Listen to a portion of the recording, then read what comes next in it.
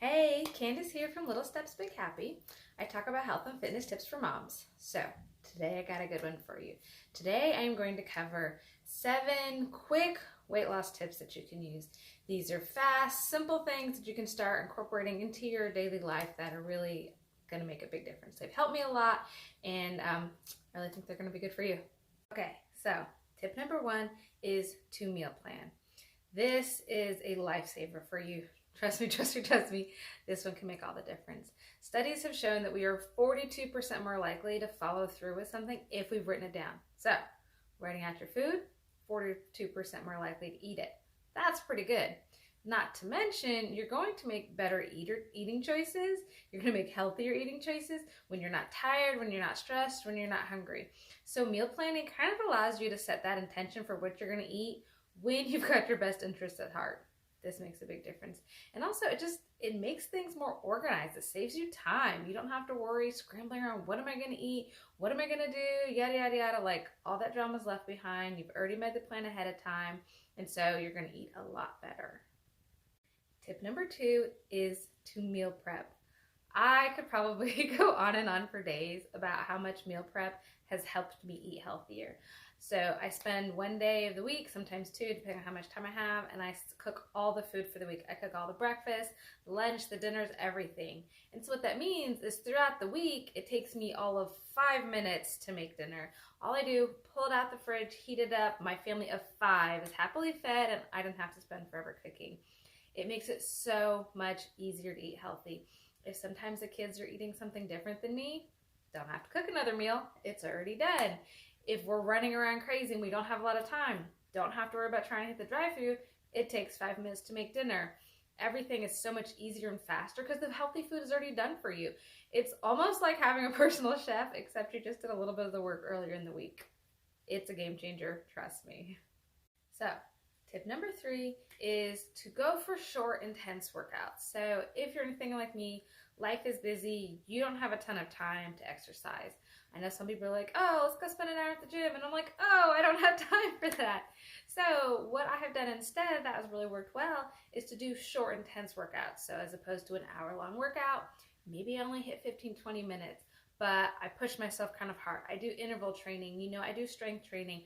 I try to make the most out of my 15 minutes that I can, and I make sure I get that 15 minutes in consistently. So I mean like 5 to 6 days a week. It doesn't require as much time for me, but I still get a really good workout. My heart pumping, I'm getting the exercise I need. I'm just spreading it out in shorter periods of time throughout the week. Tip number 4 is to skip the calorie counting. Now, if you've been a fan of calorie counting, you might be like, oh my God, what are you talking about? Here's the thing. It doesn't work for everybody. It didn't work for me, and it doesn't work for a lot of the other people I know. A lot of the reason is because when you're counting calories, you're spending a whole lot of time feeling deprived, looking at how much food you can't have. Oh, I want this, it's a ton of calories.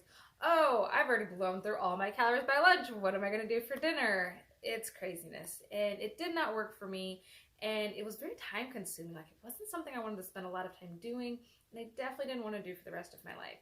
So instead of that, what I have found to be really effective is to focus on intuitive eating. So that means that you are listening to your body's hunger signals. You eat when you're hungry, you stop when you're satisfied, and you cut out the emotional eating. Tip number 5 is to track your food. This is a big one and super, super useful. Not a lot of people like to do it, but it really helps. What you do is you write down every bite, lick, taste, food. If it goes in your mouth, you keep track of it. And the reason this is so helpful is because it shows you your past eating habits. What are you doing? Are you snacking late at night? Do you wake up in the middle of the night with munchies? Do you eat first thing in the morning? Are you getting stressed out at 3 p.m.? When you write down and track your food, you learn your habits, and then you learn the areas that you need to work on. It also really helps you to see what's working and what's not. If you had this great food for breakfast and it was really good, filled you up, kept you going strong, and you weren't hungry till later in the day, that's good information to know. It's also good to know if you ate something and you were hungry an hour later. Those aren't the foods that you want to keep eating. So when you track your food, you know what's working and what's not. Tip number 6 is drink your water. Drink your water. I know that drinking enough water is not fancy, it's not exciting, it doesn't sound amazing, but it's very, very effective for weight loss. And make sure that your body is hydrated, because something that our body tends to do is when we are dehydrated, when we're thirsty, it can be very easily that we confuse that with being hungry. So a lot of times what we need is water and we think we need food, so we go eat.